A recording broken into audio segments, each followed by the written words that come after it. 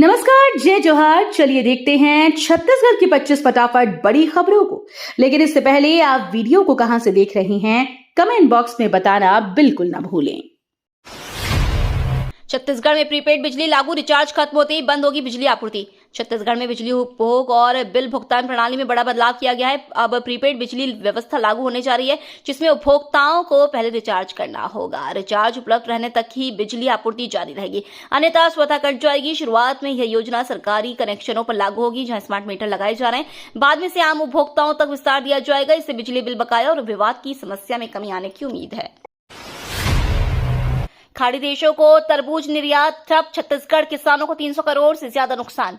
छत्तीसगढ़ के किसानों को बड़ा झटका लगा है, क्योंकि खाड़ी देशों को तरबूज का निर्यात पूरी तरह ठप हो गया है। निर्यात बंद होने से किसानों को 300 करोड़ रुपए से अधिक का नुकसान होने का अनुमान है। तैयार फसल की खपत नहीं होने से कीमतें गिर गई हैं और किसानों को लागत निकालना भी मुश्किल हो रहा है।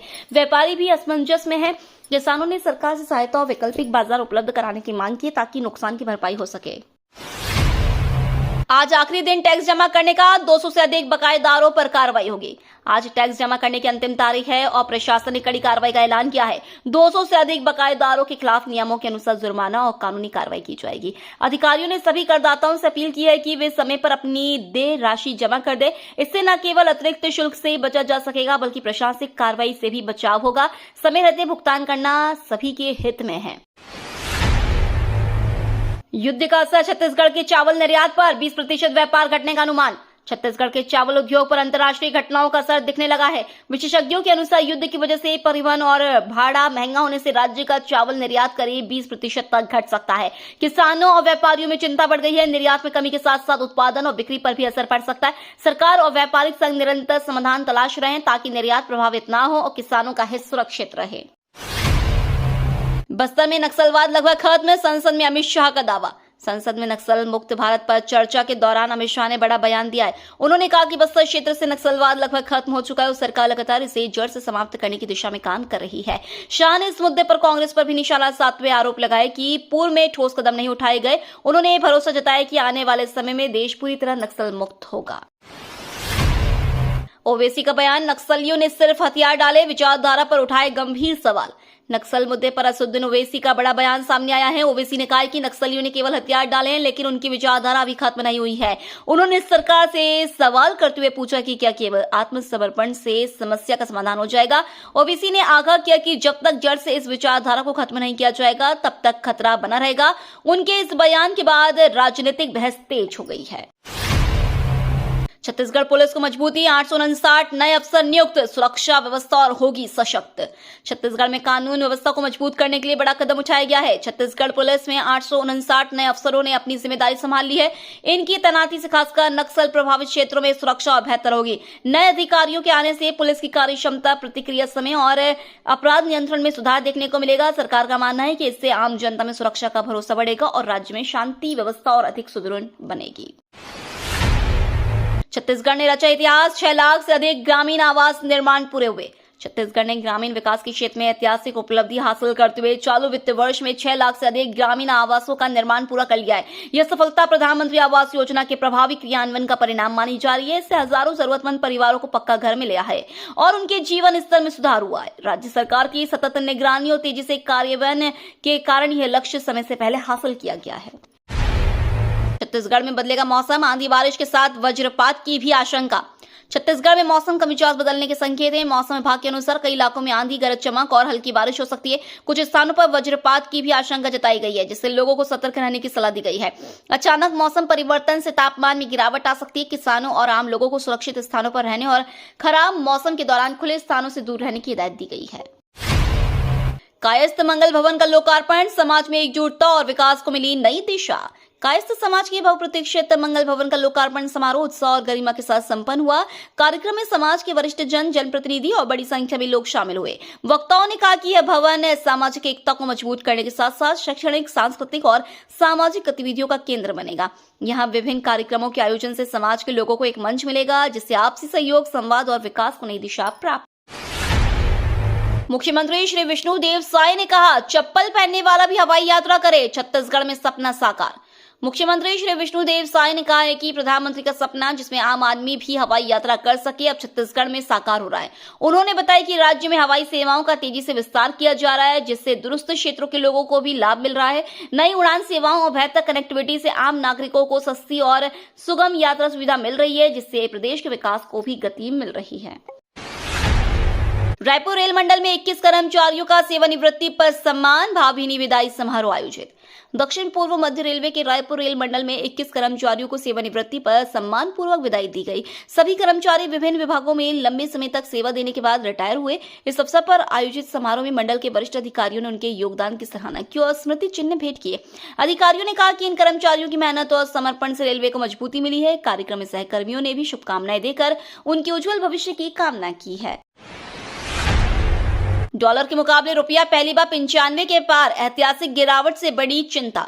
भारतीय रुपया पहली बार डॉलर के मुकाबले 95 के पार पहुंच गया, जो अब तक का सबसे निचला स्तर है। वैश्विक बाजार में अस्थिरता, कच्चे तेल की बढ़ती कीमतें और विदेशी निवेशकों की निकासी इसके प्रमुख कारण माने जा रहे हैं। रुपए की गिरावट से आयात महंगा होगा, जिससे पेट्रोल, डीजल और अन्य जरूरी सामानों की कीमतें बढ़ सकती है।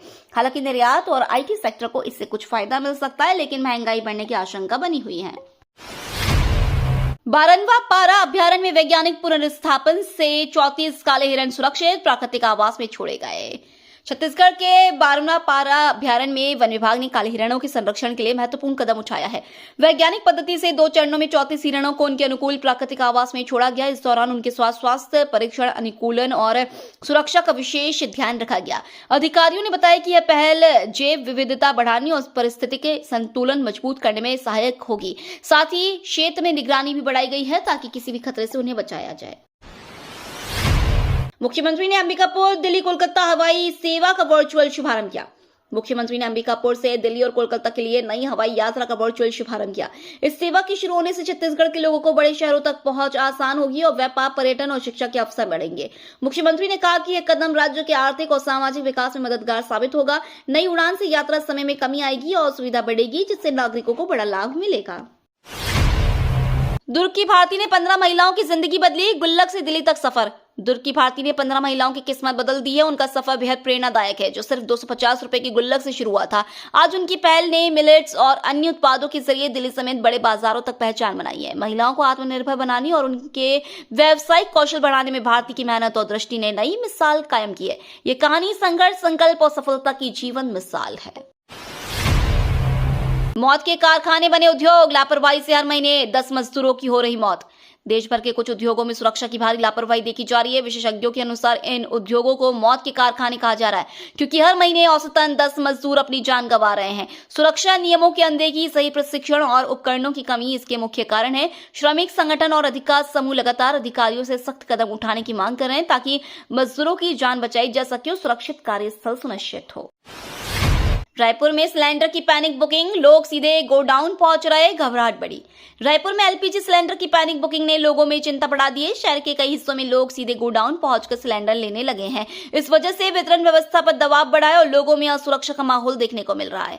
आपूर्ति कम होने और मांग बढ़ने से स्थिति और तनावपूर्ण हो गई है। अधिकारियों ने नागरिकों से शांति बनाए रखने और आधिकारिक चैनलों से ही बुकिंग करने की अपील की है। सुकमा एराबोर राहत शिविर पर माओवादी हमला, 35 ग्रामीणों की हत्या, 220 घर जले।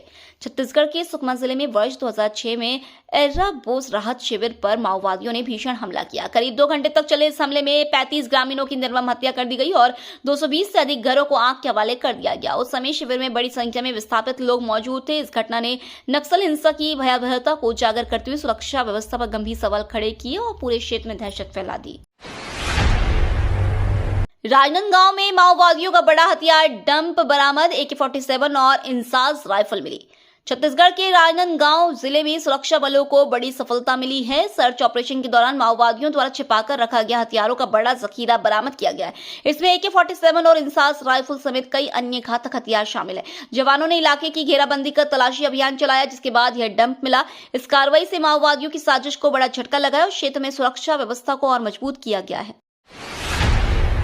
पंडित धीरेन्द्र शास्त्री की कथा से पहले हंगामा, आयोजन समिति और पीएसओ में झड़प। पंडित धीरेन्द्र शास्त्री की कथा शुरू होने से पहले कार्यक्रम स्थल पर हंगामा हो गया। जानकारी के अनुसार आयोजन समिति और शास्त्री के सुरक्षा अधिकारी के बीच विवाद इतना बढ़ गया कि हाथापाई तक हो गई। इससे कार्यक्रम में कुछ देर के लिए अव्यवस्था देखने को मिली। आयोजकों ने तुरंत स्थिति को काबू में किया और दर्शकों को शांत कराया। प्रशासन ने भी मामले की जांच करने की बात कही है। अंबिकापुर ट्राइबल गेम्स में झारखंड कर्नाटक की बेटियों का जलवा, 2 स्वर्ण पदक जीते। अंबिकापुर में आयोजित ट्राइबल गेम्स में खिलाड़ियों का शानदार प्रदर्शन देखने को मिल रहा है। झारखंड की नेहा ओरांव और कर्नाटक की मनीषा ने बेहतरीन खेल दिखाते हुए स्वर्ण पदक अपने नाम किए हैं। दोनों खिलाड़ियों ने प्रतिस्पर्धा में दमदार प्रदर्शन कर दर्शकों का दिल जीत लिया। इन जीतों से उनके राज्यों का गौरव बढ़ा है। प्रतियोगिता में देश भर से आए प्रतिभागी हिस्सा ले रहे हैं, जहाँ प्रतिभा और खेल भावना का शानदार संगम देखने को मिल रहा है। रायपुर के छात्रावासों में 20 दिन से रोटी गायब, स्पेशल खाना भी बंद।